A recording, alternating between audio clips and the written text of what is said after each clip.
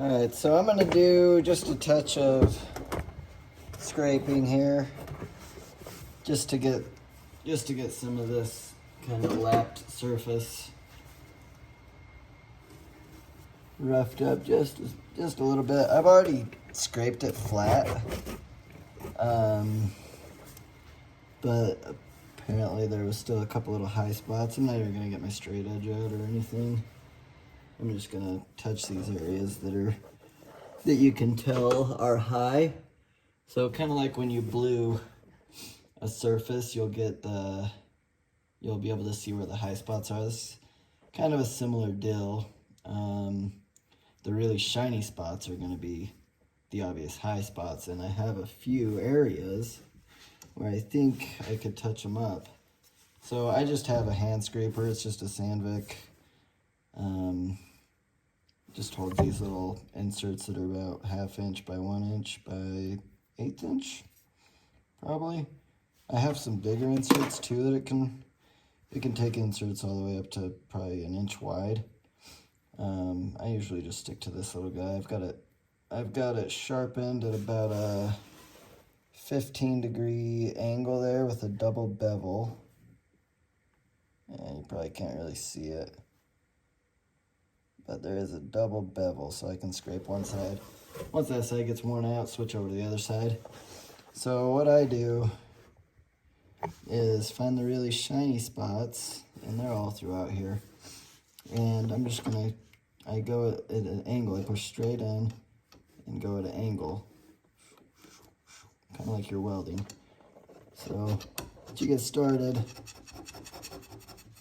you can kind of tell where you're headed with it. So the big gouges, those are factory. I think they hit it with, I mean, it looks like they hit it with a freaking hand grinder, angle grinder. But who knows, maybe they have a biax or something and they just run, and after they machine it, they just go through and scrape some big gouges in it. So yeah, like I said, I'm just hitting the areas that are high, that are super shiny, because I know that's where it's been riding on the saddle. So might not be the right way to do it. I do know that I've already scraped it flat. I made a straight edge. What do you call it? This is like 8 years ago, but I matched the straight edge to my surface plate, and then I scraped in these guys and matched them to my straight edge. And then I did end up just scraping the saddle, matching it to my surface plate, and then I referenced it to the casting, just to make sure, because it's kind of hard to take your saddle, blue this thing up, and then get it on there without like having to rub it all over the place and get a bad reading. So I just matched everything to my surface plate and called it a day. But I did make sure it still blued. It's hard to get a good reading because it's hard to get that thing on and off without completely rubbing it all over. Because ideally, you would want to be able to just set it flat right on the surface you're reading and then just give it a little jiggle. But it's impossible to do because you have to go over the dovetail and slide it on and then give it a little jiggle. So I found it easiest to just do it to the surface plate.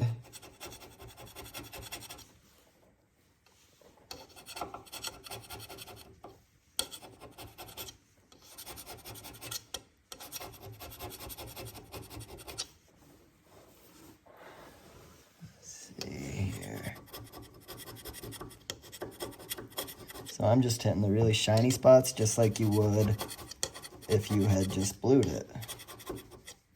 Because I'm not at a point yet where it's worn hardly at all, really.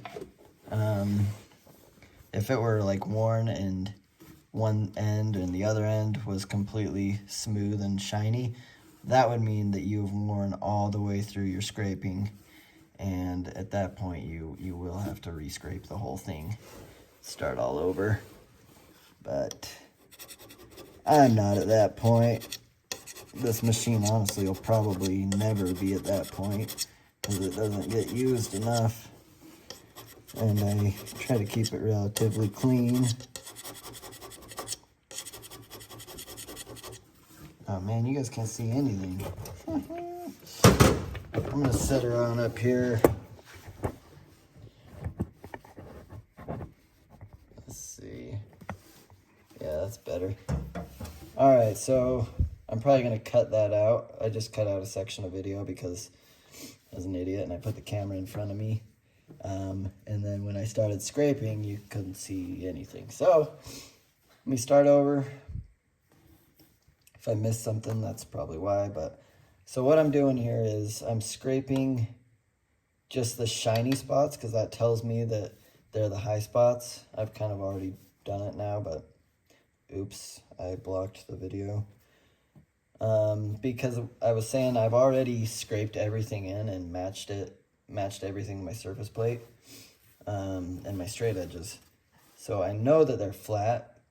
But what I'm going after now is there's just a few areas that I can tell were high spots. Either it could be because of the way it's sitting on the table now versus how it was sitting when I originally scraped it in. It could just be that once everything's tightened down and you have the weight of the table on there, that there's some flex and lots and lots of reasons. So I'm basically just looking for the really shiny spots, the spots where it wore and made kind of a mirror finish, and I'm just knocking those down. If I had spots that were really shiny, like the whole end, or this whole end, or in the middle, that would mean that my saddle is worn through my scraping and caused a bow or I don't know what you'd call it, a convex shape. And in that case, you would have to start over and scrape the whole thing in, match it to a known straight flat source. But I'm not there yet. I just have a few little areas where it's clear that it was a high spot and not just a worn spot. So what I do is I just do zigzags like this. So scrape a zig, scrape a zig, scrape a zig, and then you come back around the other way, and you'll scrape that way. That way you have scrapes. You're scraping this way, but on an angle, so like that. And then you come back around, and now you're scraping this way on an angle. And that just gives you a nice little crosshatch. So I've pretty much already got it all done. Couple little high spots. I'm just looking for the really shiny spots and knocking those down.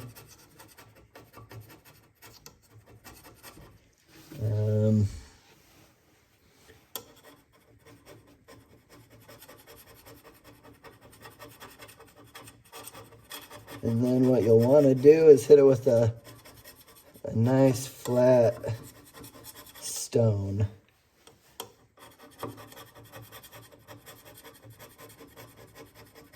Just to make sure you're not leaving any burrs behind.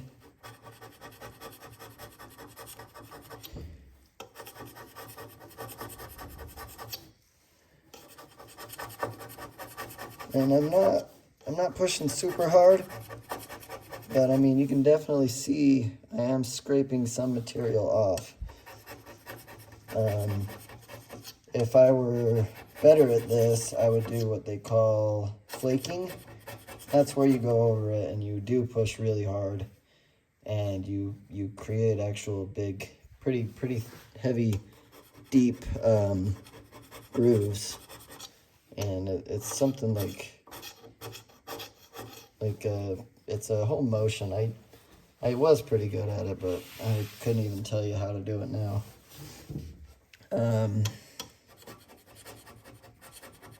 Yeah. So the underside looks fine. I'm not gonna mess with that at all. I'll flip it around and we'll look at this side over here.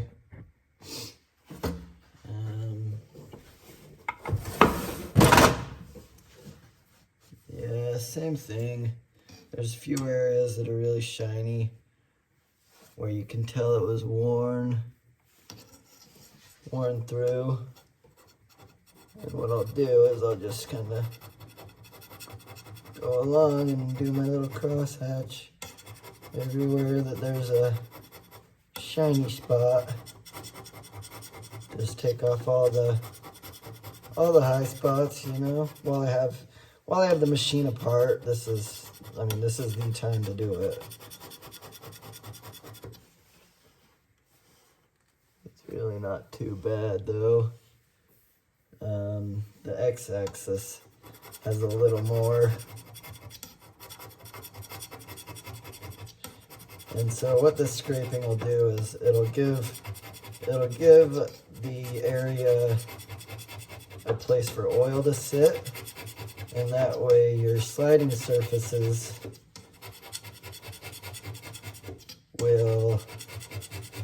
they'll kind of glide on like a cushion of oil.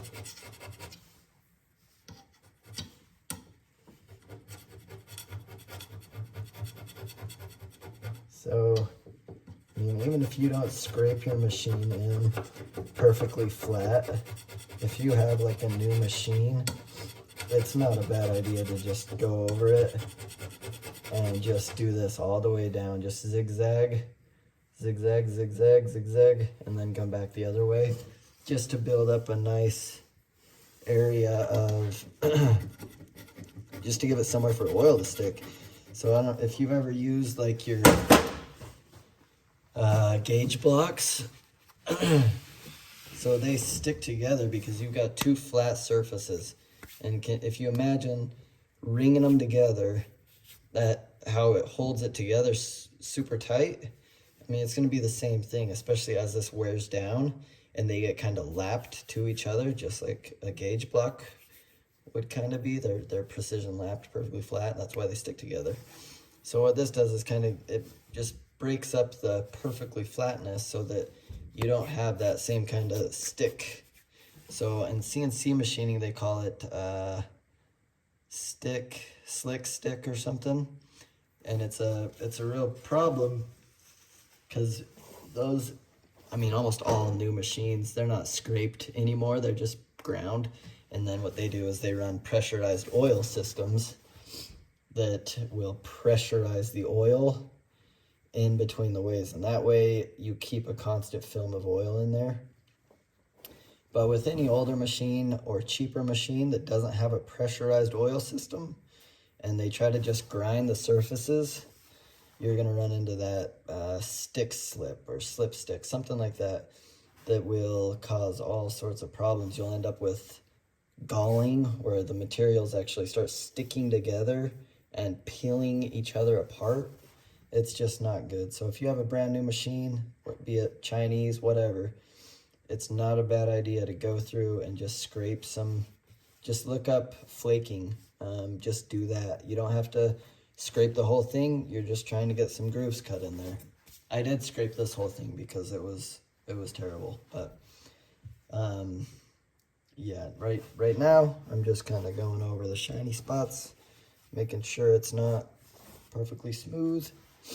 And yeah, that's it. I'm gonna hit this guy. So I think this was worn even worse. So this is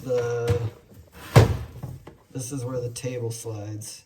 This is probably the worst of all of them. And you can see this one is starting to get some wear. See how it's this whole section down on this end? That's because the table goes and hangs off of the end, and it's just more weight. There's no way around that. That's just gonna wear. But I'm still just gonna get some grooves in there. I'm not trying to take the surface down. The high spots will be the shiny spots. I'm just gonna get a little bit of grooves going on in there. So yeah, we'll go. We're scraping diagonally, and we're scraping in a diagonal direction. And I'm just doing like 1/4 inch scrapes. And I'm not trying to clear out all the material. I'm just getting some little scrape marks in there.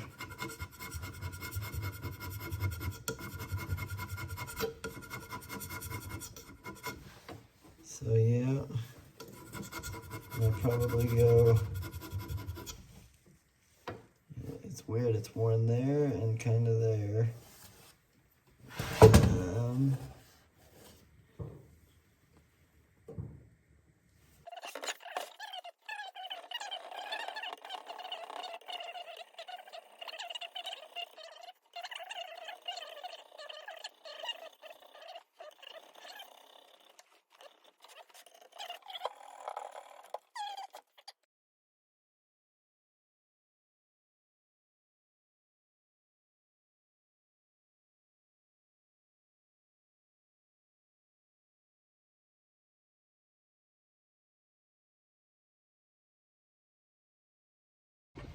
Alright, I think that's probably plenty good. I did end up doing the whole thing, both sides, and this. And I'll also do the table. Right now though, I'm just gonna throw the yellow guy on up there again. Get the Y put together, get the X put together. And then we'll do some backlash testing. Kind of see where we're at. See if we have backlash or if we got rid of backlash. I think we got rid of it. I'm pretty sure there's not really anywhere else the backlash could come from. Everything is pretty solid.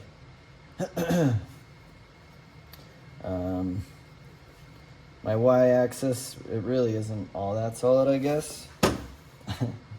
It would be best if this was bolted directly to this, but I used to use the existing mount, which is just this hole and a screw going through it.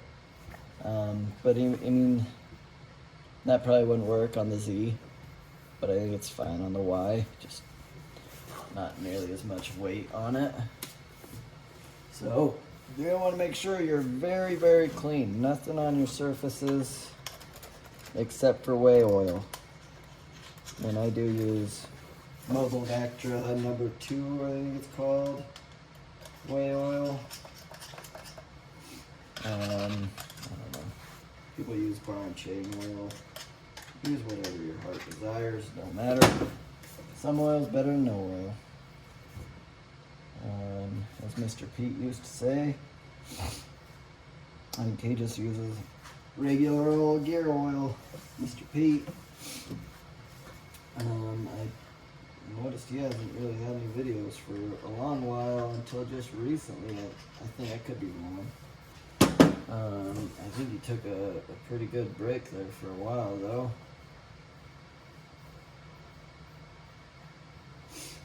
But I think he just posted one recently.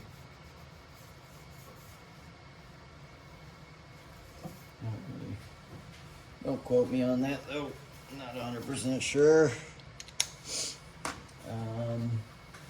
Alright, so I got a little bit of oil on there. Just for whatever reason. Once I get it on, I'll pump it full of oil through those oil fittings that I was showing you earlier.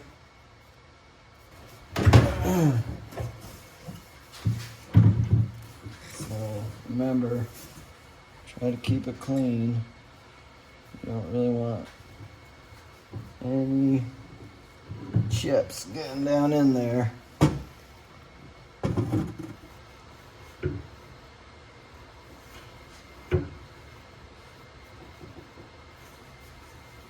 see. Gotta get it lifted up over that. Just gonna put some Loctite on there.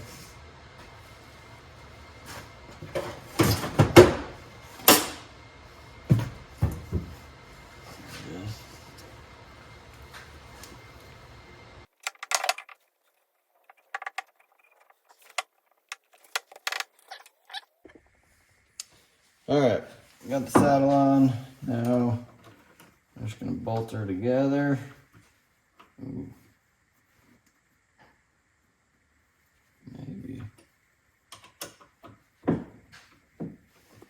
Yeah, there we go.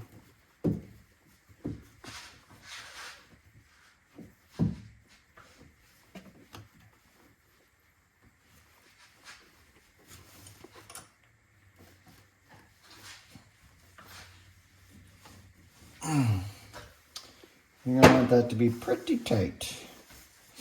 Just one screw, but I mean, it does have a shoulder and everything holding it together too. But still don't want to get loose.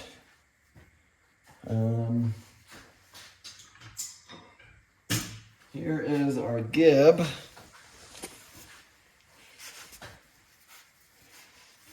Hit it with the scraper just a little bit too.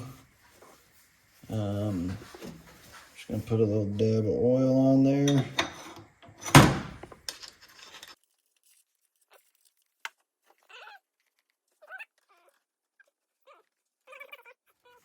And you're gonna want these backed out while you're adjusting your gib. So it doesn't interfere. They're supposed to just be a lock. You shouldn't really be using those to adjust your gibs. And they should just be for locking it if you're wanting to lock that axis. I just tighten them in against the gib just until they stop. I don't ever crank them down or anything. So with CNC machines, it can be kind of difficult to get your gib adjusted because you can't really get a feel for how it's sliding. So what I'm gonna do here is, this is my back gib screw that just locks it in place. The front one is the one that you adjust with, because that gib is tapered. So the further I wedge it in, the tighter it gets. And this is the side that makes it tighter. So I'll just screw that guy on in there until I feel like it's getting kind of hard. Gonna make sure this side's loose. So yeah, that felt like it's getting kind of hard there. So I'm gonna back it off all the way and just kind of basically finger tight. And then I'll tighten this one up against the back of it so it doesn't move while I'm checking it. So tight. Now, because I don't have the motor hooked up, I can kind of get a feel for how tight it is.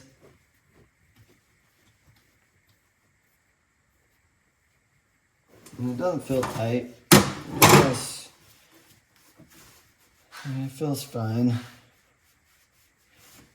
But I'm gonna grab an indicator and just see if we've got any wiggle in there. And I'll tighten the gib until either the wiggle's gone or this guy can't move, and then I'll back it off. So one sec. Alright, so this is a 10th indicator. Probably be best to just use a half thou indicator, but I've got it all mounted onto my, let's see. So we've got, it can spin all the way around 1.5 times, so I'm going to want to get it like right on the 0 there. Yeah. And I'll see if I can zoom you in. And you can watch the indicator while I jiggle the indicator. Doesn't look like it's moving. Is it? Oops. It moves when you touch it.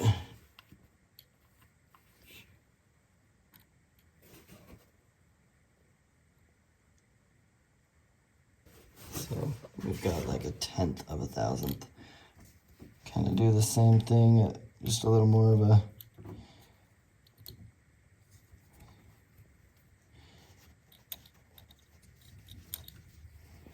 an angle. See. Okay. There's 0.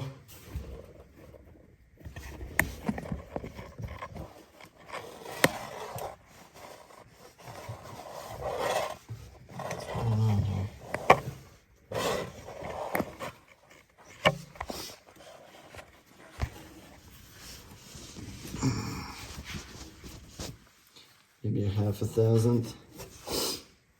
That's pretty good, I think. I mean, the table still slides freely. That's kind of the main concern. I think if there's any better way to check this. I don't really know of a better way to check it all. I think so. The gib can always be adjusted later on. It's an easy adjustment. It's meant to be adjusted often. Not often, but it's meant to be checked often. So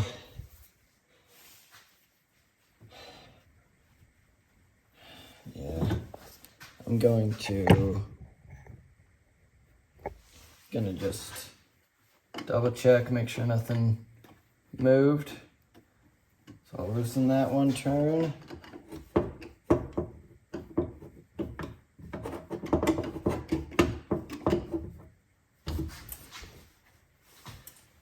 We'll screw this in and out a couple times. Kind of let everything settle in.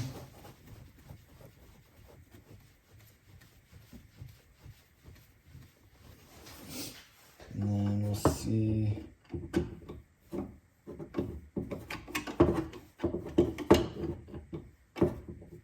See how it feels.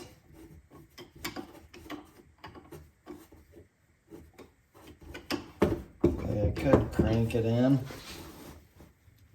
Still moves pretty easily.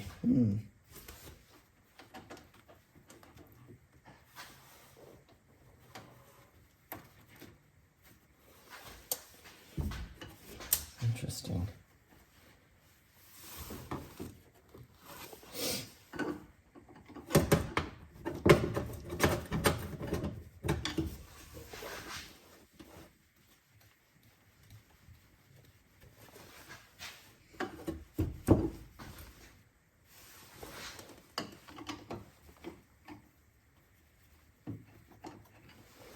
I've got the gib tightened way up, way tighter than I would ever think to tighten it. It still moves really easily.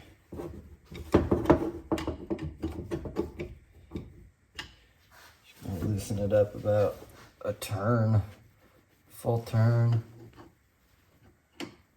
You don't want the gib, you want it to be tight, but you don't want it to be tight.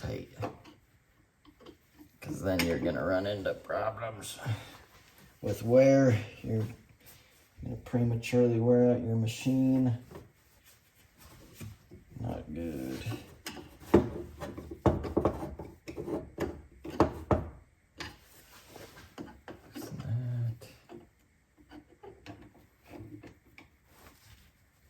Tighten that. Tighten that.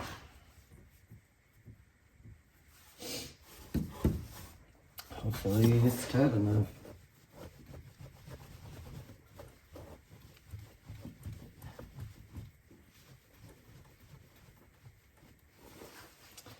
Feels pretty good. It's just hard to get a good feel for it because I can't do the gib until I have it bolted to the screw. Normally you'd want to be able to just push this back and forth without the screw hooked up, but I have no way to do that, as the screw has to be hooked up in order for it to even sit on the table right. I'm kind of guessing I can screw it with just my fingers. Of course, it is a wedge. I have quite a bit of leverage, so yeah.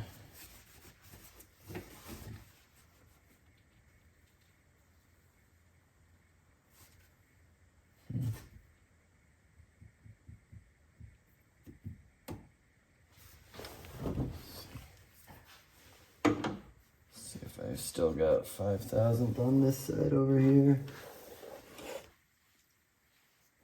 See if I can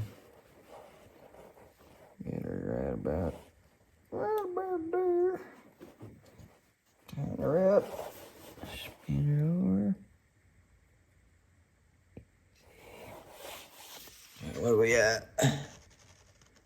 You're right on the one.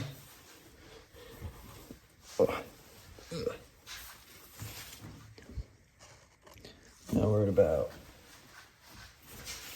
oh man, that moved a bunch there, didn't it? Put this over here.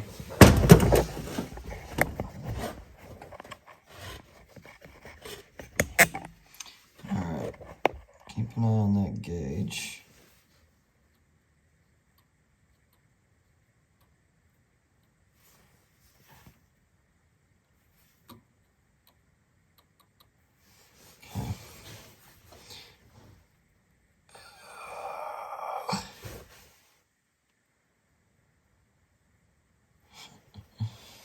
About 2.5, and then go minus 3/10.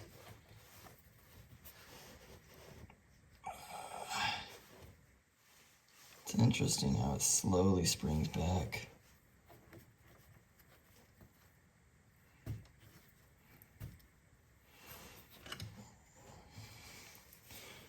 Very interesting.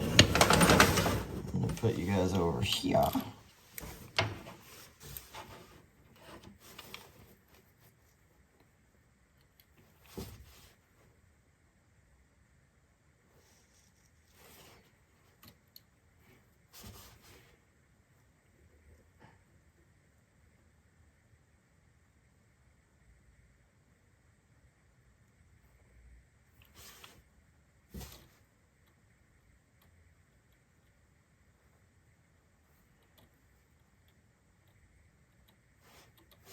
Okay, about 1/10 there, not quite on 0.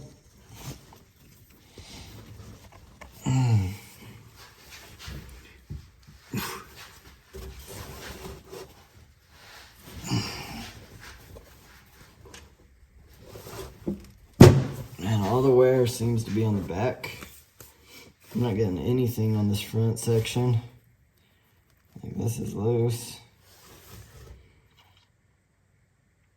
So that tells me that my gib is probably more worn in the back.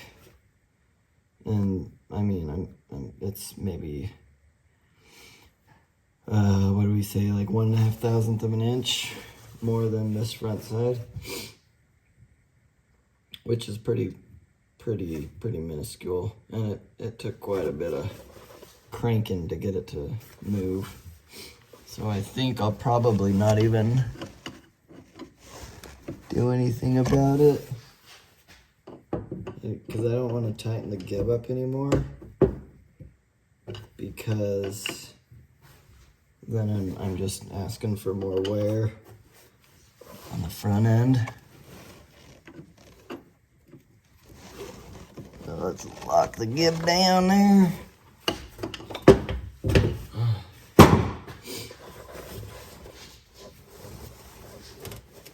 Yeah, I don't have anything on the front.